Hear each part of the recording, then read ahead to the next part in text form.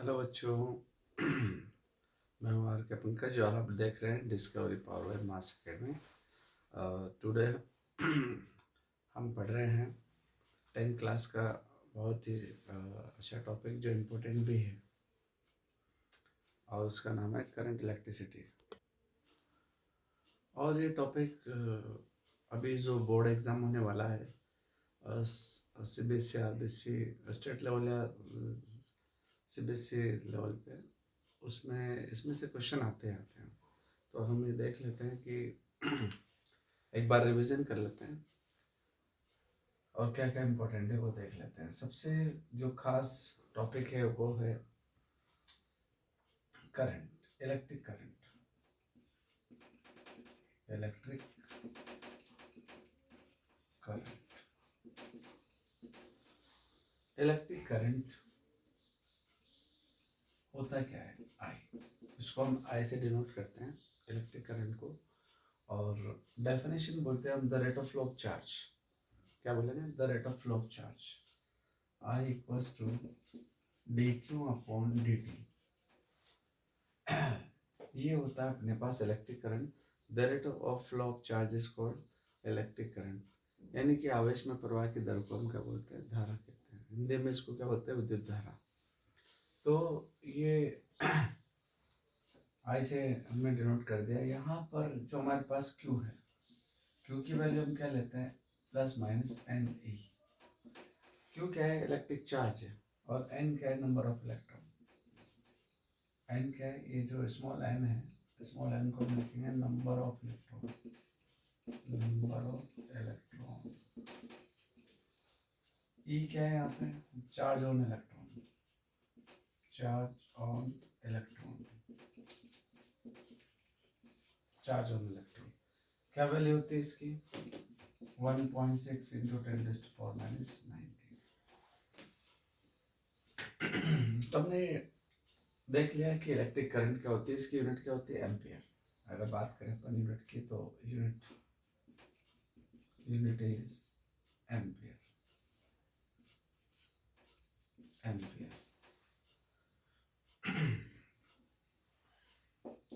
Scalar quantity है, बोल सकते हैं हम। ये स्केलर क्वांटिटी है। स्केलर क्वांटिटी, स्केलर क्वांटिटी है। इसका जो डायरेक्शन होता है वो high potential to low potential होता है। बट हमने बोल दिया इसको कि ये स्केलर क्वांटिटी, बट इसका एक स्पेशल एक डायरेक्शन भी होता है। From high potential, from high potential, high potential to low potential, high potential to low potential. तो ये हमारे पास इलेक्ट्रिक करंट है। और आगे देखते हैं इसके बारे में और क्या क्या पढ़ सकते हैं।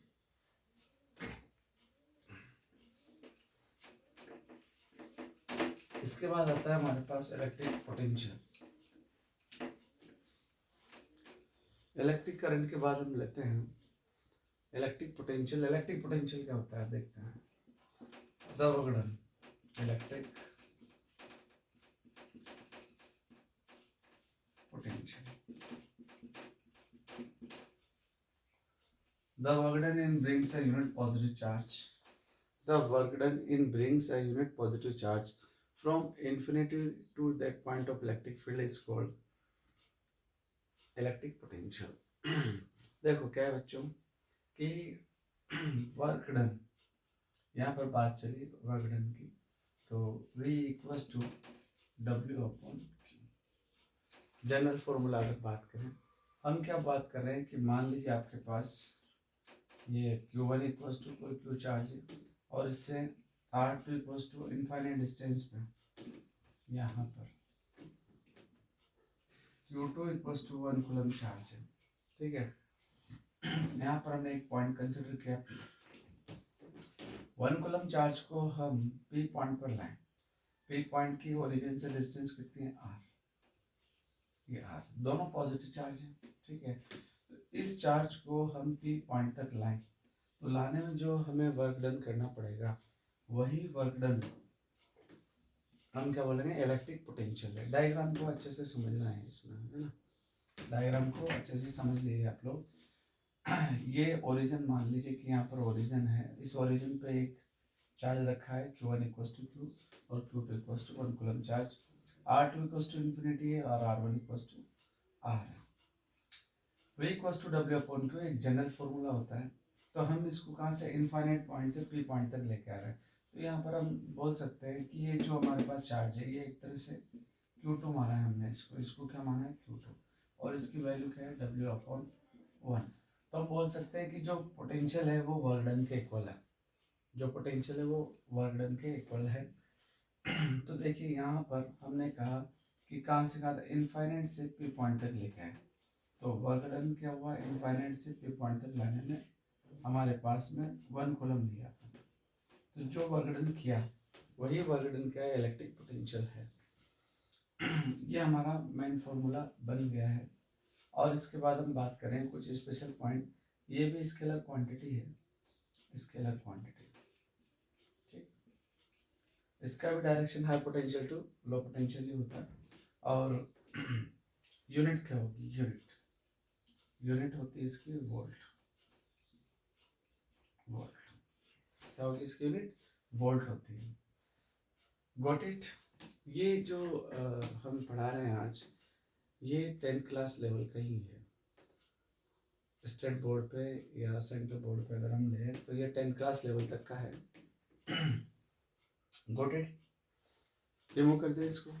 चलिए आगे बढ़ते हैं। इलेक्ट्रिक पोटेंशियल, इसके बाद हम लेते हैं 1 एम्पीयर की डेफिनेशन क्या होती है। डेफिनेशन ऑफ 1 एम्पीयर एग्जाम में पूछा जाता है। Definition of 1 ampere, definition of 1 ampere. 1 ampere की डेफिनेशन क्या होती है, देखो जैसे I इक्वल्स टू हमने कहा कि D Q upon D T होता है, ठीक है। यहाँ से Q अपॉन टी भी लिख सकते हैं। अब यहाँ पर Q की वैल्यू मान लीजिए 1 कूलम ले लें, टी की वैल्यू 1 ले लें, तो I कितना आ जाएगा हमारे पास में, बिल्कुल सिंपल है। तो हम ये बोल सकते हैं यहाँ पर कि 1 कूलम चार्ज 1 सेकेंड फ्लो जो होता है उसी को हम क्या बोलते हैं, 1 एम्पीयर करंट बोल देते हैं। इफ 1 कूलम चार्ज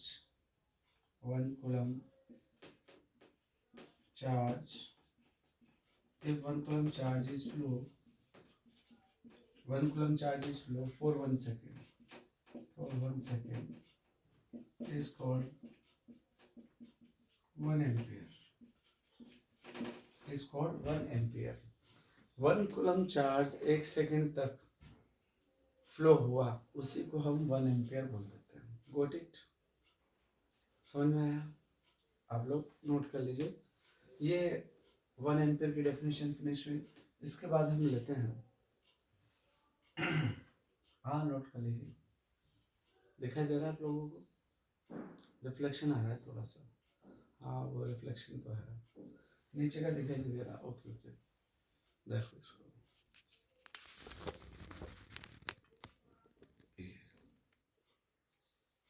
हाँ यहाँ तक है।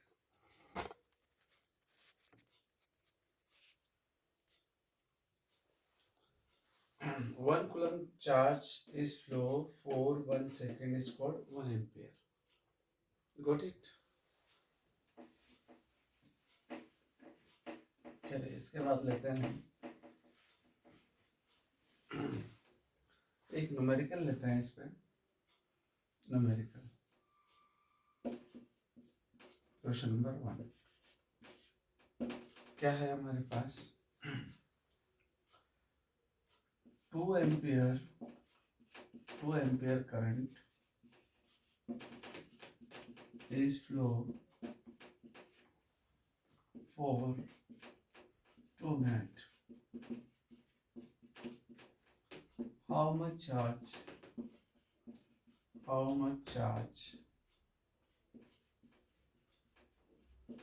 is flow? 2 ampere current is flow for 2 minute, how much charge is flow. हम बात करते हैं कि 2 एम्पियर की जो विद्युत धारा है यानी करंट है वो 2 मिनट के लिए फ्लो हो रही है। तो अब इसका मान ज्ञात करना है, चार्ज की वैल्यू फाइंड आउट करनी है। तो देखो हमें क्या करना है, I equals to Q upon T. तो क्यू इक्वल्स टू क्या आ जाएगा, I इंटू टी, और I की वैल्यू कितनी है हमारे पास, 2 एम्पियर। ये कितना है, 2 मिनट। मिनट को सेकंड में चेंज कर लीजिए, 60 से मल्टीप्लाई करते हैं हमने, 4 इंटू 60, और ये आ जाएगा हमारे पास 240, और यहाँ यूनिट लेंगे हम कूलम। गॉट इट, समझ में आया, देख लीजिए आप लोग।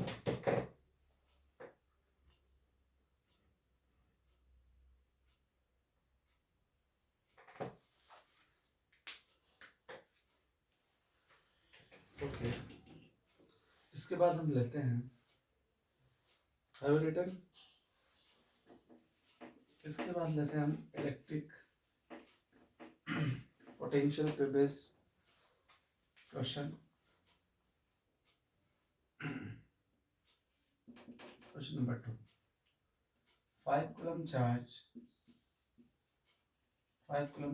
is flow, 5 coulomb charge is flow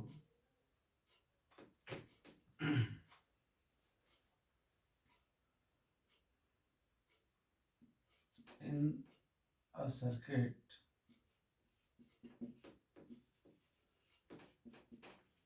by 10 volt battery, 10 volt battery. How much work is done? How much work is done? ये हमें फाइंड आउट करना है। 5 coulomb charge is flow in a circuit, 5 coulomb charge जो है वो flow हो रहा है सर्किट में 10 वोल्ट की बैटरी से। तो बैटरी ने कितना वर्क किया, तो हम बात कर रहे हैं कि वर्क कितना हुआ, तो V equals to W upon Q. तो W इक्वल्स टू क्या होगा, क्यू की वैल्यू कितनी होगी हमारे पास 5, और पोटेंशियल कितना है 10, तो कितना आएगा फ्लो, और इसको लिखेंगे जूल में, इसमें लिखेंगे जूल में। गॉट इट, नोट कर लीजिए इसको।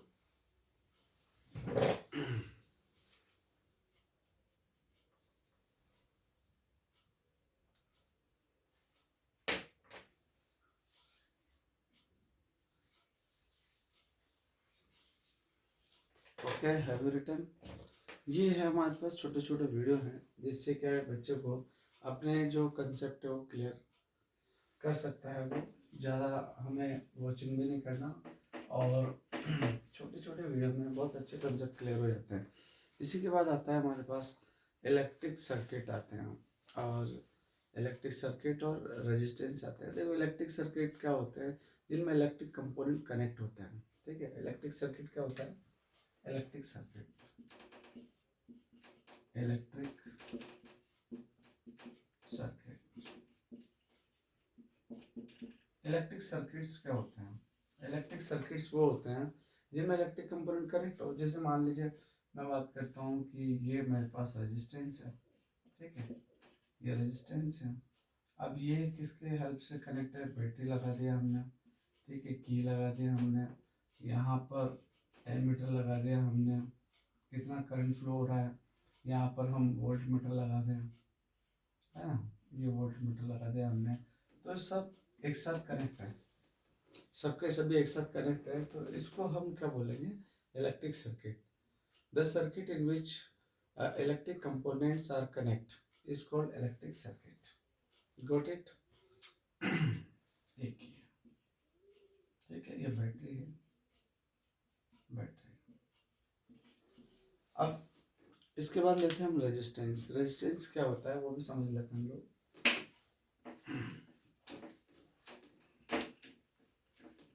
इलेक्ट्रिक रेजिस्टेंस, ये पूरा वीडियो 10th क्लास के लिए बन रहा है, इसलिए मैं हाई लेवल का नहीं दे रहा हूँ उसमें। ये बात ध्यान रखें आप। हाई लेवल का पढ़ना है आपका तो मेरे दूसरे वीडियो है उनमें नीट और आईआईटी का जो कोर्स है वो पूरा कंप्लीट गिवन है। रेजिस्टेंस, रेजिस्टेंस होता क्या है?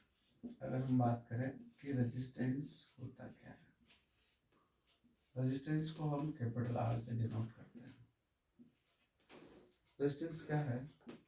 The obstacles in flowing of electric current, the obstacles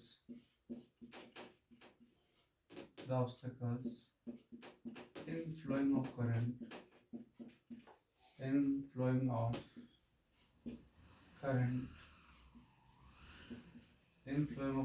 is called resistance.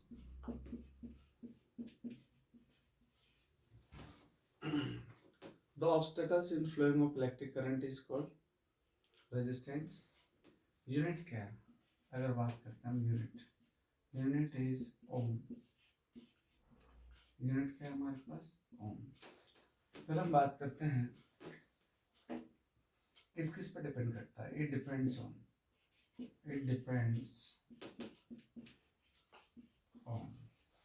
किस किस पे डिपेंड करता है? फर्स्ट लेंथ पे डिपेंड करता है। किस पे डिपेंड करता है? लेंथ पे। आप देखेंगे लेंथ पे डिपेंड करता है।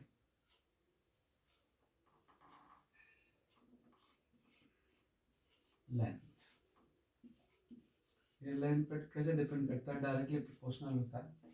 दूसरा क्रॉस सेक्शन एरिया पे डिपेंड करता है, 1/n area, cross section area पे डिपेंड करता है। थर्ड टेम्परेचर पे भी डिपेंड करता है, टेम्परेचर। और फोर्थ है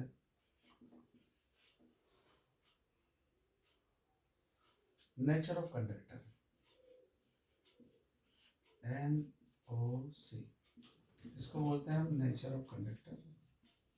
नेचर ऑफ कंडक्टर दिखाई दे रहा? नहीं दिखाई दे रहा। नेचर ऑफ कंडक्टर्स, ये आप देखिए नेचर ऑफ कंडक्टर्स, नीचे तक लिखा हुआ है नेचर ऑफ कंडक्टर्स, दिखाई दे रहा है? ये है, देखो फर्स्ट है लेंथ पे डिपेंड कर रहा है ना। दूसरा एरिया पे डिपेंड कर रहा है। तीसरा टेम्परेचर पे डिपेंड कर रहा है। और फोर्थ है R directly proportional 1/NOC। NOC की फुल फॉर्म क्या होती है? Nature of conductors. जैसे हम बात करते हैं कि गोल्ड के लिए, गोल्ड का रेजिस्टेंस कैसा होता है? लो होता है ना। तो नेचर कैसी है उसकी? गुड है। तो गुड कंडक्टर के लिए रेजिस्टेंस कैसा होगा? लो होगा। Got it?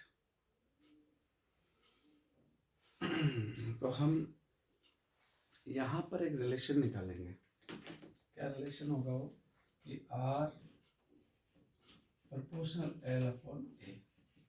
लेंथ पे डिपेंड कर रहा है, ये लेंथ है, या एरिया पे डिपेंड कर रहा है, दोनों को मिक्स कर दिया। प्रोपोर्शनल के साइन को हटाएंगे तो आएगा रो, एक सिंबल आएगा जिसको बोलते हैं अपन रो। क्या बोलेंगे इसको? रो। ये देखिए आप यहाँ पर अगर आप देखना चाहेंगे तो ये आर लेंथ और एरिया दोनों पर डिपेंड करता है। लेंथ पर भी डिपेंड कर रहा है, एरिया पर डिपेंड कर रहा है। तो आर डायरेक्टली प्रोपोर्शनल को हटाया तो ये रो सिंबल आर पी जैसा है, इसको बोलते हैं हम रो। रो मतलब रेजिस्टिविटी, स्पेसिफिक रेजिस्टेंस भी बोलते हैं इसको। तो ये फॉर्मूला कंप्लीट बन गया हमारे पास में यहाँ पर। R equals to rho L/A। ये रिलेशन शो करता है रेजिस्टिविटी और रेजिस्टेंस में क्या रिलेशन होता है। 10th क्लास में इतना ही ज़्यादा गिवन नहीं है। चलिए हम यहाँ तक कंप्लीट है, आपका समझ में आ गया होगा। आगे बढ़ते हैं।